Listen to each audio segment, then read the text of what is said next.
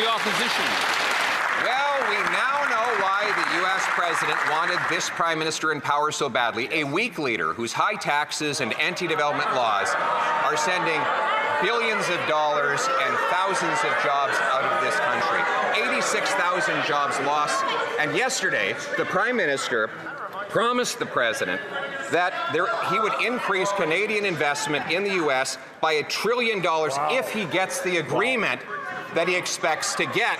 Mr. Speaker, in exchange for $1 trillion of job losses in Canada, will he at least get an end to the U.S. auto tariffs that are killing jobs for our workers in Ontario? The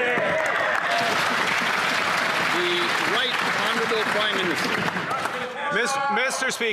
Mr. Speaker, we have the best deal in the world with the Americans. First point. Second point, the President of the United States and myself had a meeting of minds yesterday with respect to the future of the steel sector, the aluminum sector, the energy sector in cooperation, which is why our teams are negotiating the terms of those deals. And we are working, as the President himself said in the Oval Office, on the modalities of an auto agreement. The Honourable Leader of the Opposition. Mr. Speaker, he just confirmed he's selling out our auto workers. And let me tell him what it means when investment leaves this country, because he was forced a record amount out in his 7 months in power. The 700 workers at the GM plant who lost their jobs in Oshawa, they can tell him about investment that is left. They're sitting around the dinner table wondering how they're going to pay their bills while GM announces $4 billion of new investment south of the border. So while the Prime Minister promises yet another $1 trillion gift to President Trump, why doesn't he look them at those workers in the eye and explain to them why he betrayed them? The Right Honourable Prime Minister. Mr. Speaker, what this government is doing for the auto sector is an unprecedented investment in the Canadian auto sector. We look the Canadian auto workers in the eye. We have $5 billion in the Strategic Response Fund. We have $10 billion for liquidity management. We have worker retraining. We are striking deals with countries around the world. We have the best deal already with the Americans, and it will be even better. Leader of the Opposition. Well, Mr. Speaker, we'll go soft on him today because I know he's still recovering from surgery to have his elbows removed. Remember that promise, Mr. Speaker? Dancing around with his elbows in the air. We haven't seen those elbows since the election, after which $54 billion of investment gone to the United States. 86,000 jobs gone. American tariffs on Canada doubled. And as to the best deal in the world, why is it then, if we have the best deal, that Canada has the fastest shrinking economy in the G7 and 86,000 people are without a job? The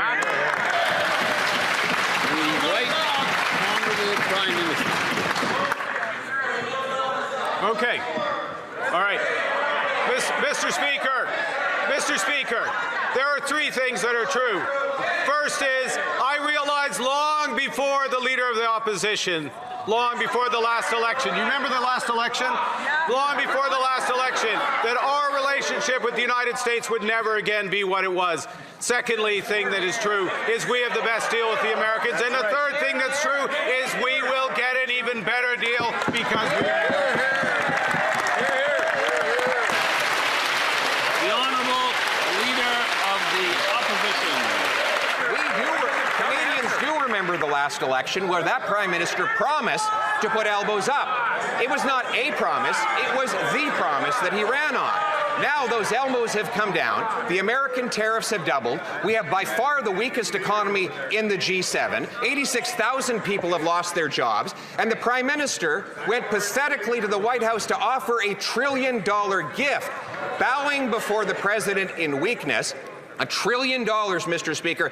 Speaking of the last election, where in his platform did he promise to give $1 trillion of our investment dollars to the Americans? The Right Honourable Prime Minister. Mr. Mr. Speaker, I would like to inform the Leader of the Opposition that there is a thing called the private sector. The private sector makes decisions about investment.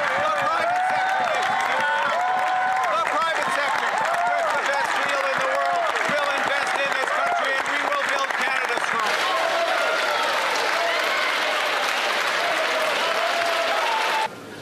One day after the Prime Minister met at the White House, promising that he would fight for Canadian workers, we learned from the U.S. Commerce Secretary that there will be no relief for Canadian finished automobiles. This after 700 Oshawa GM workers lost their jobs with $4 billion of GM money going to the U.S. 900 CAMI workers in Ingersoll losing their jobs with those jobs going to the U.S. and 150 workers at Stellantis being sent home while $8 billion of Stellantis money goes to the U.S. The Prime Minister failed to stand up for auto workers yesterday. Will he do so now? The Honourable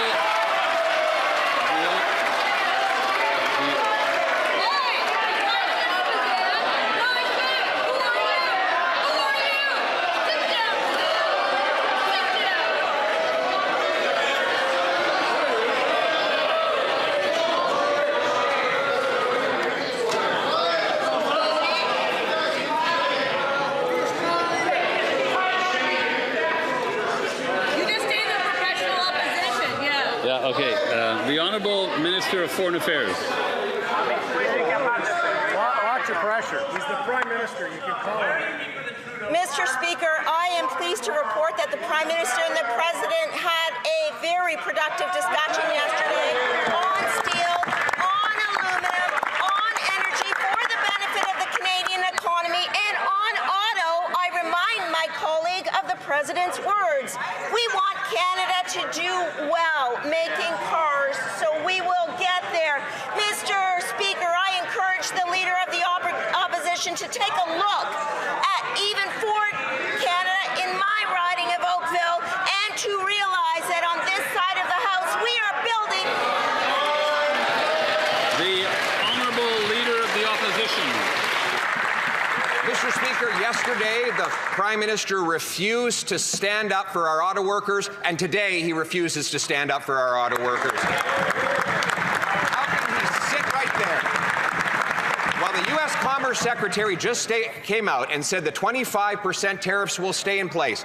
Despite the Prime Minister's concession after concession, he backed down on counter tariffs, backed down on the DST. Yesterday offered $1 trillion of Canadian investment money, and still he can't win anything from our auto workers. What does he say to those thousands of auto workers that are out of work because of his weakness?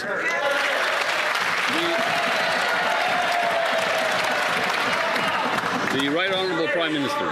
Mr. Speaker, what we have at this point with the United States for the auto sector is the lowest tariff in the world, less than 10%, lower than Europe, lower than Korea, lower than Japan. We have the lowest tariff, and we are still negotiating because, as the President said yesterday, the Prime Minister of Canada is a tough negotiator. We will get a great deal.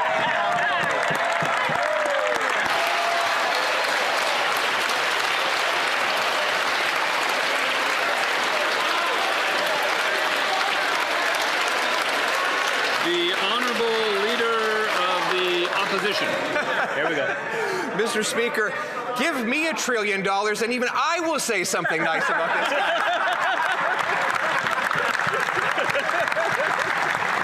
Oh my God. How much is it going to cost to pay Canadian investment dollars to flatter this Prime Minister's ego? Yep. It would make you laugh if it didn't make you cry, Mr. Speaker. But for the workers in Ingersoll, in Windsor, and in Oshawa who have lost their jobs after the Prime Minister promised to protect them, how will they ever trust this Prime Minister again after he betrayed them?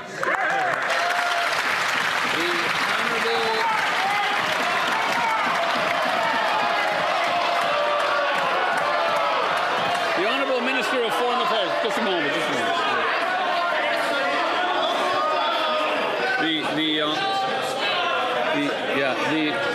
The Honourable Minister of Foreign Affairs. Mr. Speaker, one thing that Canadians know from Ingersoll to Windsor to Oakville, to Oshawa, is that on this side of the House, we will not let Canadians down. We have the strategic fund putting billions of dollars to support auto workers and the auto sector. We are supporting the agri-food business, and we will always be there for Canadian workers as well, Mr. Speaker. On this side of the House, we're about diversifying supply chains and supporting Canadians while we get the best deal possible for this country. The Honourable Leader of the Opposition. It's really pathetic that the Prime Minister will not stand up for auto workers in this House of Commons, just like he refused to stand up for them yesterday.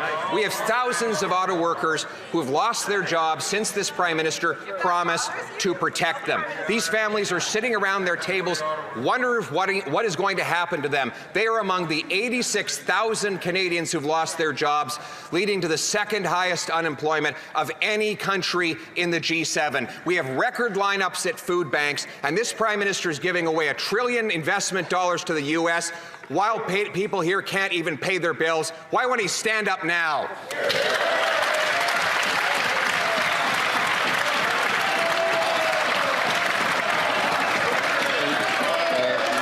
The Honourable Minister of Foreign Affairs. Mr. Speaker, we will take no lessons from the Conservatives on standing up for Canadian businesses and Canadian workers. Every opportunity that they have to vote in favour of Canadians, whether it's pharmacare, whether it's dental care, whether it's the Canada Child Benefit, they vote against.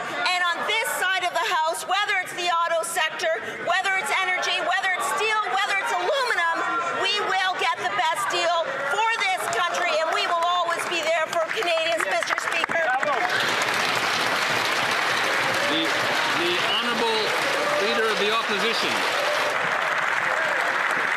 I think we're beginning to see how it is that the President has been able to bulldoze over this Prime Minister. He won't even stand up when he is confronted by the Americans. Just over an hour ago, a report came out that the U.S. Commerce Secretary said there will be no relief for Canadian-made automobiles going into the United States. The Prime Minister is back down on counter tariffs, back down on the DST, back down on defense. Yesterday promised to push $1 trillion of private sector investment out of our country.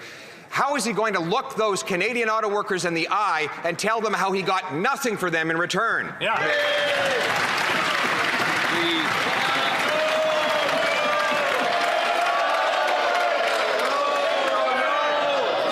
The Right Honourable Prime Minister. Mr. Speaker, it is a sad day in this House when the Leader of the Opposition suggests that standing up for the defense of this country, when the Leader of the Opposition suggests that spending to defend our borders, that spending to defend our fulfillment in NATO, that is backing down on defense. We will shame. Now, we have the lowest tariff on autos of... Speaker, come on, we can't even hear anything. The Honourable Leader of the Opposition. Mr. Speaker, at least he finally got up, but he didn't address the question about auto workers. There are auto workers who are sitting at home right now who do not know how they're going to pay their mortgages. This Prime Minister looked them in the eye and said he was going to protect their jobs. And then he said he would put his elbows up. And then he said he would get a win by July 21st. Then he said that he would have a deal. There's been no deal. There's been no win, and now for these workers, there is no job. Today we learned that he's backing down again on auto tariffs. Why is it that he's selling out our auto workers at a time when they need him most? The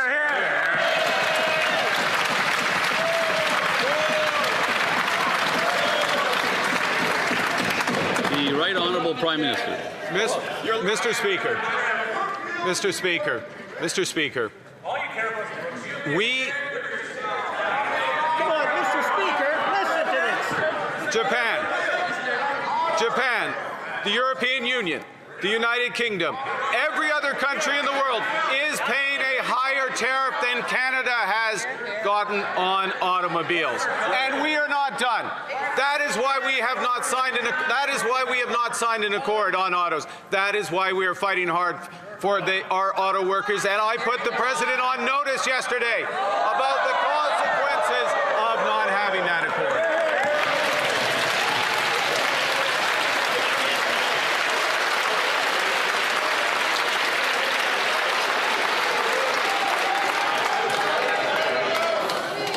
Okay. The Honourable Leader of the Opposition. Mr. President, you have been warned. If you put in another tariff, he's going to give you yet another $1 trillion. This is the tough negotiator that we hired? The guy who broke his promise to have a deal on July 21st. A guy who broke his promise to negotiate a win, who simultaneously removed the counter tariffs while he was giving speeches promising to have them in place, and yesterday offered more concessions to the U.S. president, knowing that the tariffs that are killing our auto sector would stay in place. Why does he always back down and give our jobs to the Americans instead of standing up for Canada?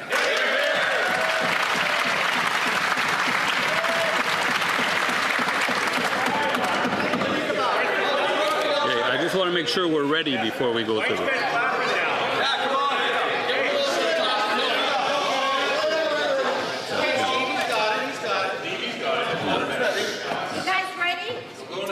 The Right Honourable Prime Minister. Mr. Speaker, and I think this is important for the entire House to understand, that we have a strategy with the United States that means that our auto sector is paying less than 10% tariff. When Japan, when Europe, when the UK, when the rest of the world is paying 15, which is bigger than 10 or higher. And we are not done yet because we refuse to sign a deal that isn't better in the interests of Canadians. And that's why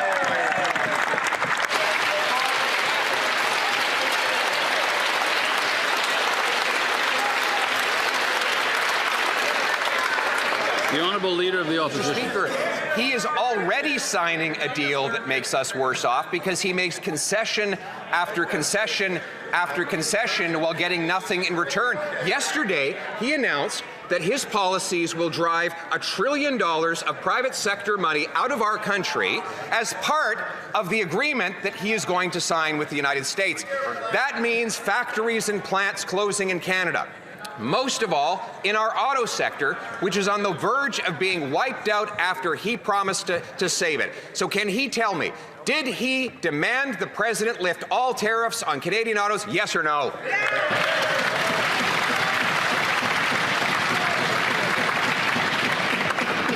Right Honourable Prime Minister.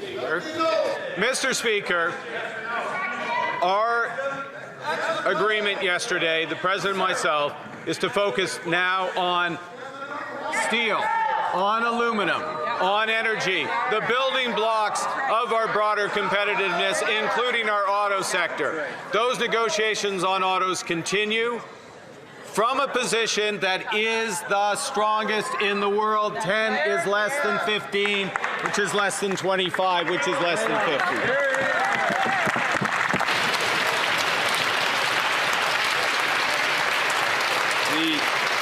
The Honourable Leader of the Opposition. Zero is the paycheck that those workers who've lost their jobs are getting right now. And Mr. Speaker, 7th is last place in the G7 when it comes to growth, or in this case, negative growth. This Prime Minister has to get his excuses straight. He blames the tariffs for the fact that we have the second highest unemployment in the G7 and the fastest shrinking economy. And then he claims at the same time that the tariffs are really not so bad. So which is it? Why is our economy so weak? Because of his diplomatic failings abroad or his disastrous economic policies at home?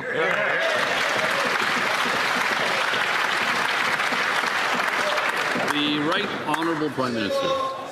Mr. Speaker, as I've been saying all this year, long before the Leader of the Opposition caught up, The U.S. has fundamentally changed its trading policy with everyone. It is a rupture.